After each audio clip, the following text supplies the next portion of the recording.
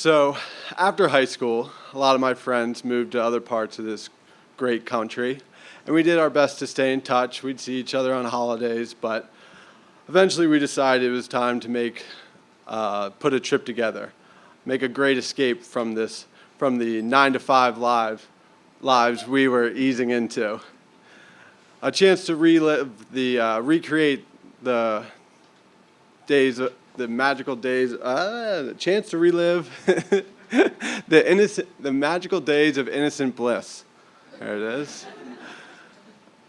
A time before jobs and bosses and mortgages and car payments, insurance, electric, gas, taxes, trash, sewage.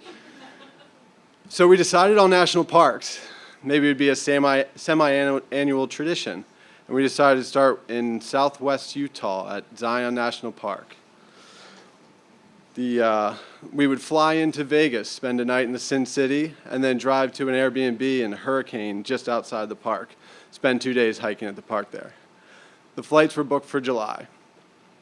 The 8 of us met at Harry Reid International Airport in Las Vegas, filled with jubilation. We grabbed our rental car and went to our hotel, checked into our hotel. After a debacle at a fancy steakhouse, we found a burger joint and spent the rest of the night drinking, gambling, haggling with drug dealers and hookers. It was fun. Vegas was cool, but it wasn't what I was there for. I wanted to see the big, beautiful walls I'd seen in so many pictures of the Narrows hike at Zion National Park.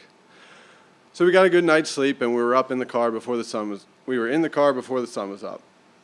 The Airbnb was awesome. It had a pool with a basketball hoop and turf fields, and we got it after it like we were 15 again. We forgot all about the booze and drugs we'd bought in Vegas, and we played basketball and soccer and football until we collapsed, which was perfect because we had to be up real early to get to the park. You see, with Narrows, you have to drive into the park and then catch a shuttle to the trailhead. So we we fell asleep early, and we're up early enough. Yeah, we were up before the sun and on our way to the park, and we were at the park before the first shuttle arrived. So we waited for the shuttle in a pro shop, and we were kind of hanging out there when the nice ladies working at the pro shop asked us if we were interested in any hiking gear like boots or walking sticks. We had done some light research on the hike and knew there was going to be some water, so me and my friend Cam decided some old beat-up Nikes would be the perfect foot attire. Now, the nice girls working in the shop must have seen this and thought it would be wise to suggest maybe an upgrade. I asked her, "Do you think we'll need hiking sticks?" She replied, "Well, it's kind of like walking over wet bowling balls in there." So we all grabbed a hiking stick and jumped on the first shuttle in. It was a beautiful ride into the trail. With the sun rising into the park and the edibles starting to digest, we really took in the views. We were dropped off right before 8 a.m., and the bus driver told us make sure to be back before 4:30 or we'd be in the park for the rest of the night until the next day. So we took off with hundreds of other hikers right at 8 a.m., and it was really tough going. I mean, the description the pro shop lady gave us was perfect. It was literally like wet bowling balls. You had to stick your stick in and shuffle twice, and then stick again and shuffle again, make your way down. The constant flow of water down the Narrows just smoothed out the rubble beneath your feet. It was a constant change of water, and slowly but surely the crowd started thinning out. We were getting close to noon, and we were planning on turning around at a waterfall we had seen and then making our way back, but we had to judge our time carefully. And at one point just before noon, we came across a big basin of water that we'd have to swim across.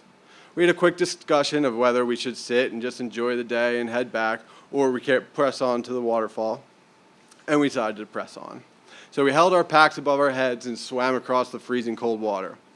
I carried 2 packs because my friend Cam's not a really good swimmer, so I carried him so he could use 2 hands. You see, Cam was a bit of a late bloomer. His parents divorced when he was young, and he never really learned how to swim.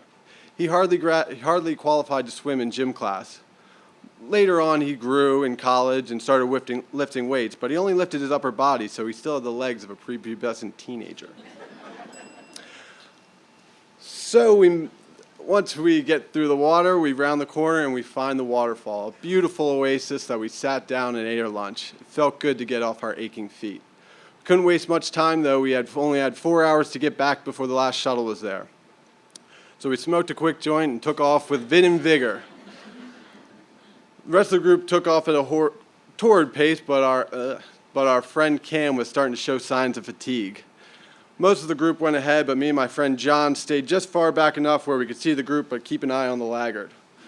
Me and John were having a good laugh at watching Cam stumble and tumble across the rocks.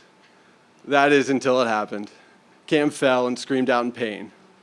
So we were quick rushed over there and check on him. He said, it's broken. John's a paramedic, and I'm in the medical field myself, and we assured him that it wasn't broken. I don't know what we would have done if it was broken. It would have taken a hell of an effort to drag him out of the Narrows. But it wasn't. Even if it wasn't broken, he was still moving even slower than before. There was no way we would make it back at this pace. So me and John slung his arms over his shoulder and slowly made our way back about a half hour just in time to catch the last shuttle. Thank you.